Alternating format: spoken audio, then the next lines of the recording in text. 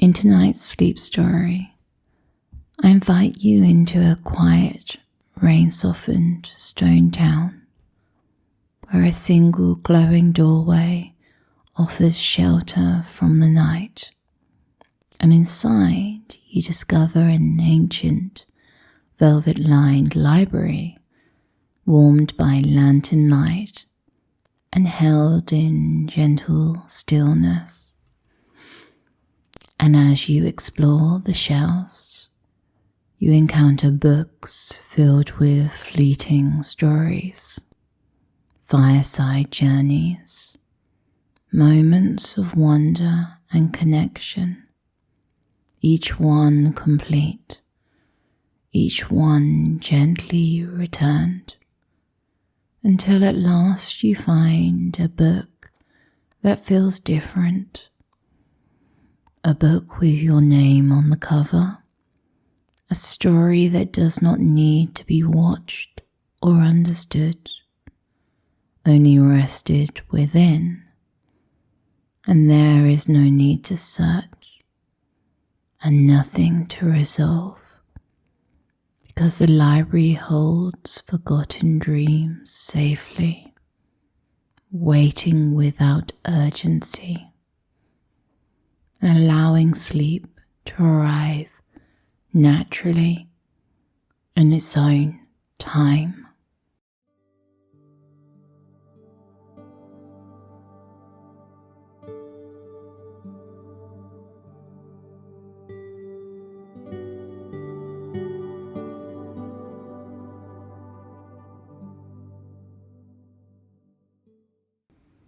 Take a moment to notice where you are resting right now, the way the surface beneath you supports your weight without asking anything of you. And you don't need to adjust or improve the position you're in. Your breathing continues on its own, and the day does not need your attention anymore. Nothing is waiting for you. Nothing is unfinished. And if thoughts drift in, you can allow them to pass, like rain moving across stone. And when you're ready, without effort, you can allow an image to begin forming. The arrival at the Velvet Library. The Velvet Library of Forgotten Dreams. And you arrive in a quiet stone town. The streets are narrow, cobbled beneath your feet, each stone darkened by rain. And it isn't heavy rain, just enough to soften the air, enough to quiet the world. And lanterns hang from iron brackets along the street, their light glowing warmly against the wet stone, reflected in shallow pools between the cobbles. And your footsteps echo softly and then fade, then echo again, and the town feels old, not abandoned, just settled, as though it has learned how to be still. And rain gathers at the edges of your coat, slips from your sleeves, and you feel no need to hurry. And then, as you pass along one narrow street, you notice it. A door set into the stone wall, slightly recessed, as though it has always belonged there. And a tall window beside it glows from within. Not bright, not sharp, just warm, and golden light spills onto the wet cobbles. And without thinking, you slow. The rain seems to soften further here. The sound of it becomes gentler, almost polite. And drawn by the light, you step closer. The door is wooden and dark with age, its handle smooth where countless hands have touched it before. And you reach out. The door opens easily, and the rain stays outside. Warmth greets you immediately.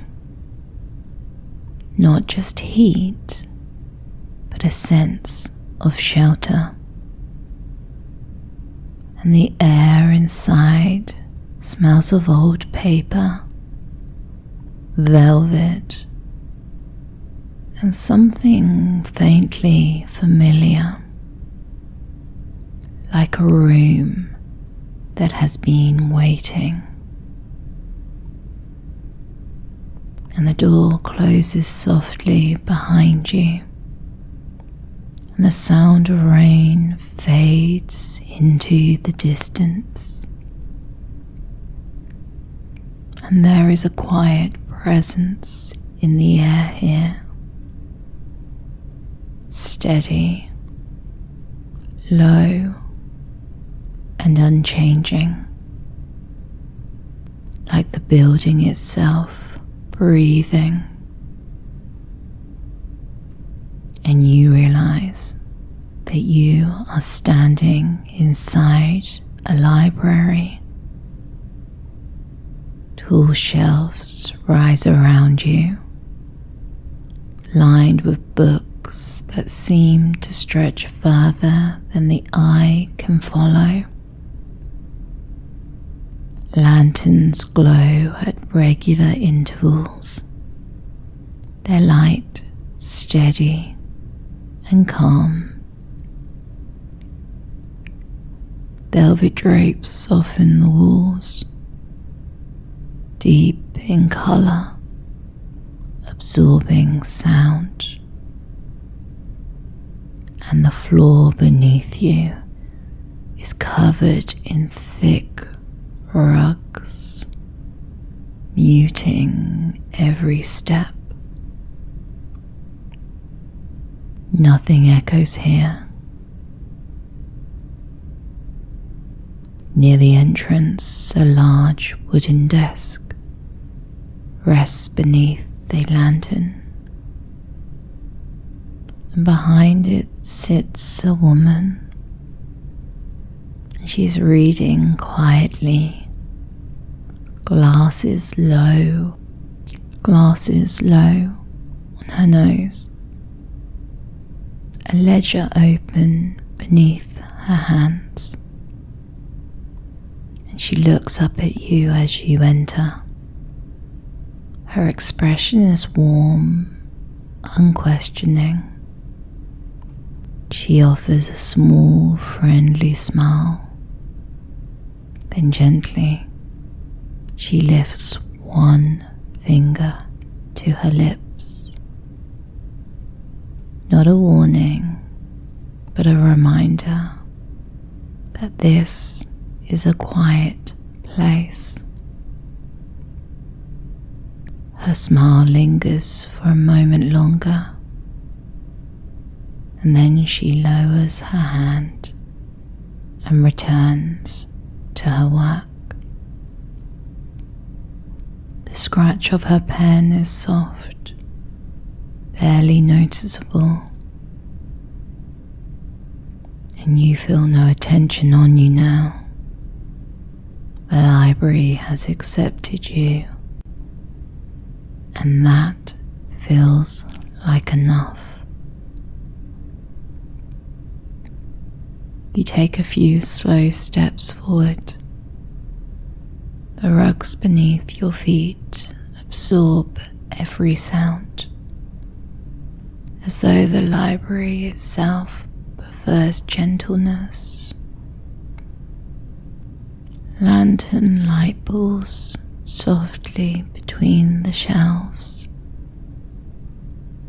resting on spines, sliding into corners, and the smell of old paper becomes clearer as you move, mixed with velvet and the quiet warmth of wood that has held stories for a very long time. Somewhere behind you, a page turns. A pen moves briefly across paper, and then stillness again. And the librarian continues her work silently, a calm presence at the edge of your awareness. You find yourself standing in front of the first long shelf.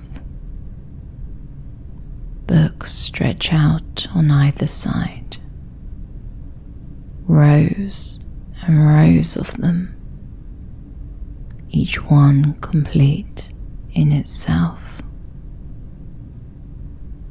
Some look well loved, their covers softened by years of handling, whilst others appear almost untouched, their spines crisp, waiting patiently. None of them call out, none of them compete. You don't feel the need to choose. You simply let your gaze drift. Colors, textures, the way lantern light rests against cloth and leather. And as you stand there, something subtle happens. One book feels closer, not louder, not brighter, just nearer. And almost without realizing it, your hand moves towards it.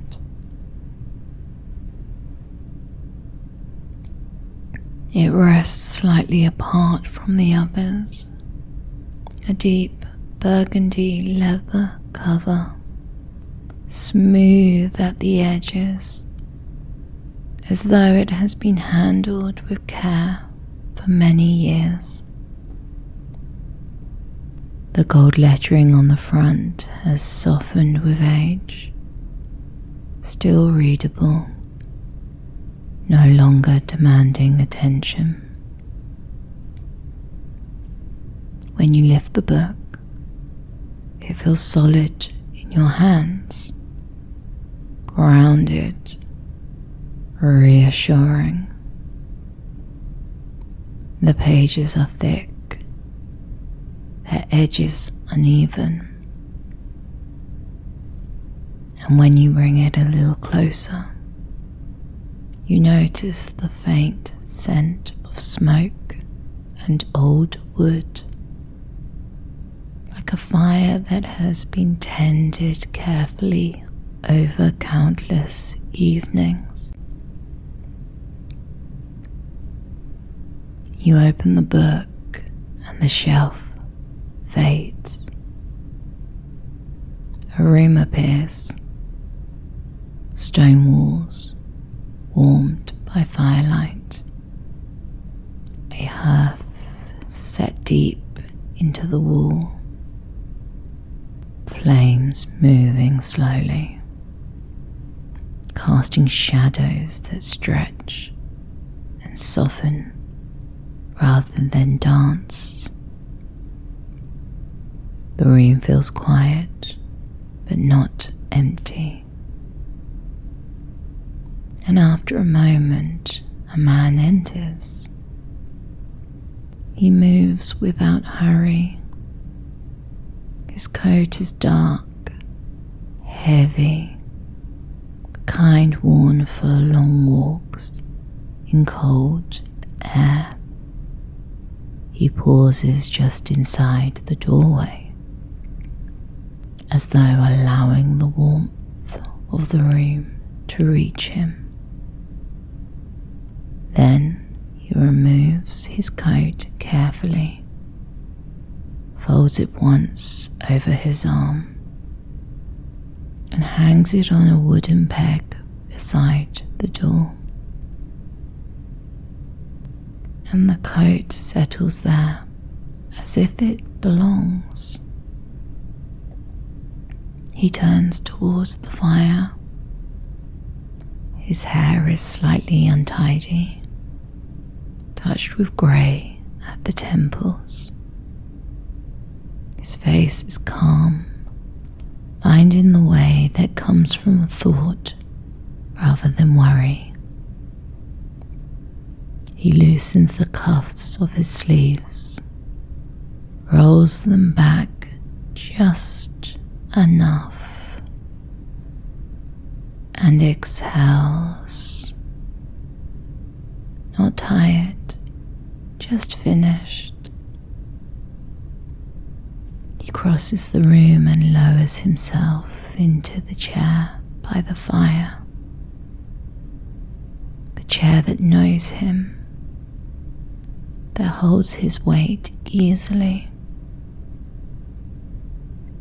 He rests his hands on the arms of the chair, fingers relaxed, and looks into the fireplace without searching for anything there. The flames settle, the room grows quieter still, and you sense that whatever brought him here today has already been set down. There is nothing he needs to decide, and nothing he needs to fix.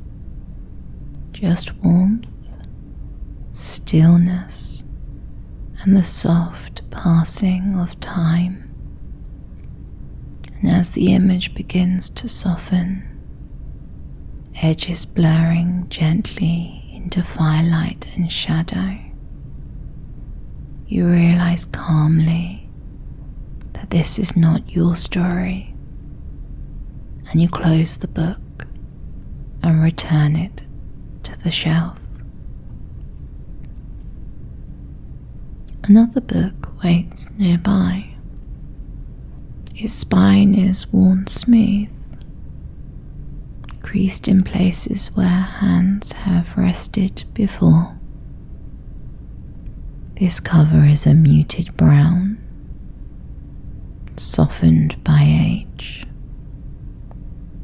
and pressed into the surface is a faint outline of a map.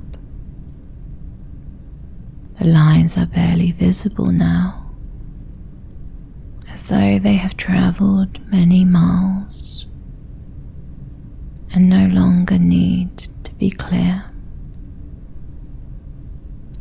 When you lift this book, it is lighter than the last, but perfectly balanced.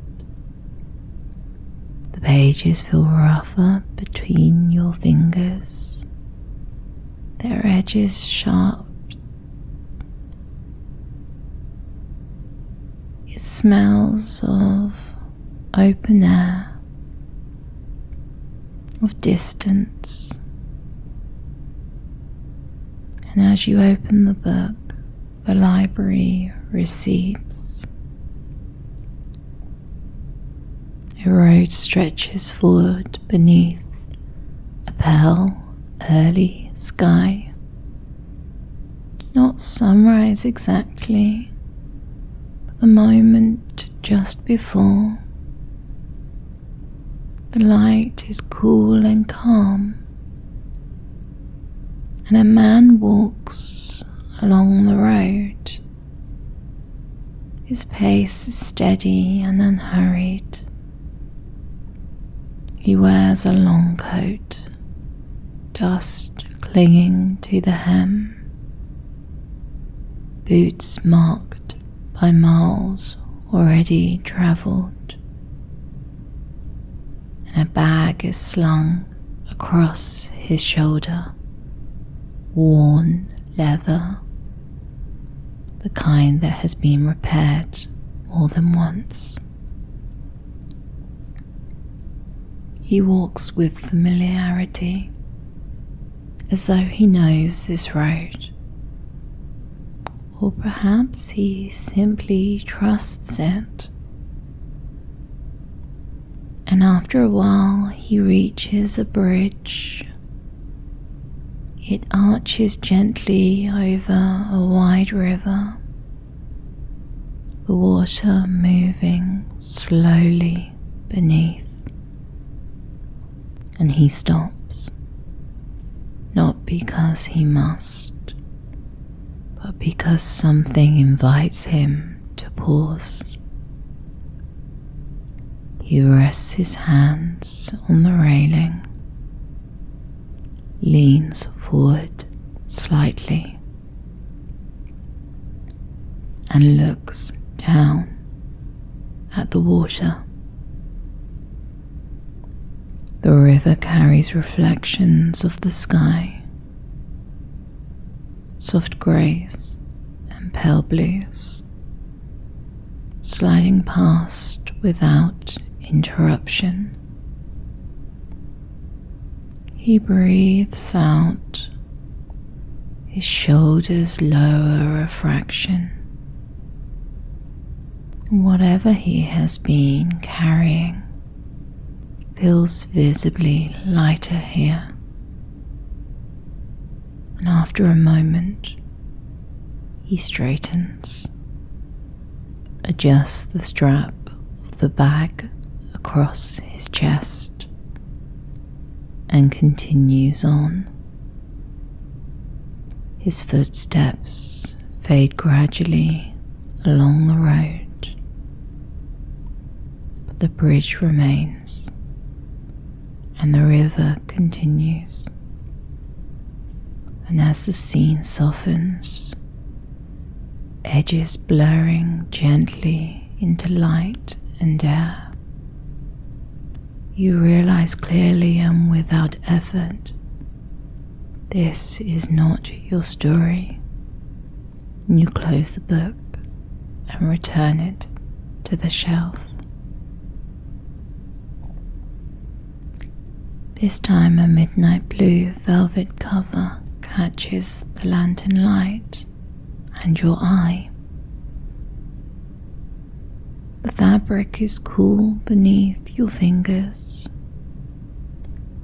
and when you tilt it slightly, the edges seem to hold a faint glow.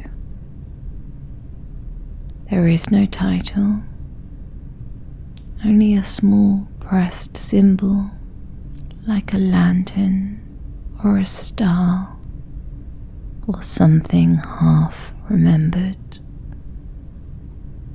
And when you lift the book, it is gently warm, as if it has been resting near a quiet fire. The scent is unfamiliar, sweet and night-like, with a trace of rain on stone and flowers that open after dark. And as you open it, a narrow street appears beneath a deep blue sky. Lanterns hang overhead, not swinging, just glowing steadily. A woman walks along the street. Her steps are unhurried, as though time itself has slowed around her. She wears a long cloak, the colour of charcoal, soft fabric moving quietly as she walks, and in her hand she carries a lantern, smaller than the others, warmer. She pauses beside a door set into a wall, a door you might have missed if you weren't watching closely. She lifts her lantern, the light touching the door, and the door becomes visible, not opening, not cooling, just revealing itself. She rests her palm against the wood for just a moment, smiles softly, lowers the lantern, and continues on her way. The lanterns above remain steady. The street remains quiet, and as the blue softens into shadow, you realize gently that this is not your story, and you close the book and return it to the shelf. And this time a paler book draws your attention. Its cover is linen, light in colour, softened at the corners. The title is embossed in thin, faded script, almost worn away, as though it has been touched often. And when you lift it, it feels light, comfortably so. The pages are smooth, and the book smells faintly of clean fabric, old stationery, and lavender kept in a drawer. And as you open it, a small kitchen appears. A wooden table with 2 cups resting side by side. Outside the window, the sky is dimming, that in-between time when the day has ended, but night has not fully arrived. A woman enters the room. Her hair is loosely tied back, a few strands falling free, and she moves quietly, as though the house is already half asleep. She places a kettle on the stove and waits without impatience, then pours hot water into the cups, steam rising slowly. She watches it for a moment, as if the warmth itself is soothing. Then a man enters. He sets something small on the table, a folded note, or perhaps a book. He slides one cup towards himself and the other toward her, and their hands meet briefly, not dramatic, just real. The woman looks up, the man smiles, small, tired, kind. He rests his fingers lightly over hers, as if to say, "I'm here." Nothing needs to be said, and the steam continues to rise. The light continues to glow, and as the kitchen softens at the edges, you realize quietly that this is not your story, and you close the book and return it to the shelf. A darker book waits nearby.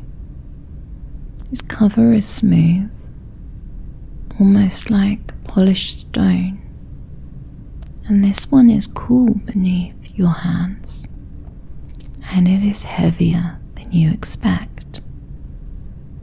Not unpleasant, just substantial. The pages whisper softly as they turn, and the scent is of rain, stone corridors, and something older. A corridor appears, long, quiet. Lanterns glow in alcoves along the wall. At the far end, a door, simple, unmarked, and a figure approaches it, not hurried and not fearful. They rest the hand against the wood, paused as though listening, nod slightly and turn away, walking back down the corridor. The door remains closed. The lantern remains steady, and you know without question that this is not your story. You return the book to the shelf. The next book, you notice, has a deep green cover, almost black in the lantern light. And when you pick it up, you notice it feels suede-like beneath your fingers. The scent is layered, paper, dried herbs, and something sweet like honey. A moonlit hillside appears. A narrow path curves upward towards a single tree. Beneath it, a lantern glows, and a person approaches slowly, lifts the lantern, holds it close, then sets it back down. The light remains. The person walks away. The scene settles, and once again you realize this is not your story, and you return it to the shelf. You move further into the library, still scanning the shelves, and then, as if out of nowhere, you notice it. Quiet, velvet wrapped, a colour somewhere between charcoal and deep indigo. And your name is written on the front. Not bold, just there. When you lift it, it fits your hands perfectly. Warm, familiar. When you open it, no scene appears, no images, no story, just recognition. Because this is not a story to watch, it is a story to rest inside. And you close the book, but this time you do not return it to the shelf. In fact, you turn away from the shelves now, because the search is finally over. A plush velvet chair waits for you near a low fire, and you walk towards it without hurry. You sit, and that chair yields gently, supporting you fully. A small table beside you, and you place your book there. It remains closed. The lantern light softens, and the shelves fade into shape, because there is nothing left to do now, nothing left to listen for. The library breathes steadily. Your body is held, and your mind can drift.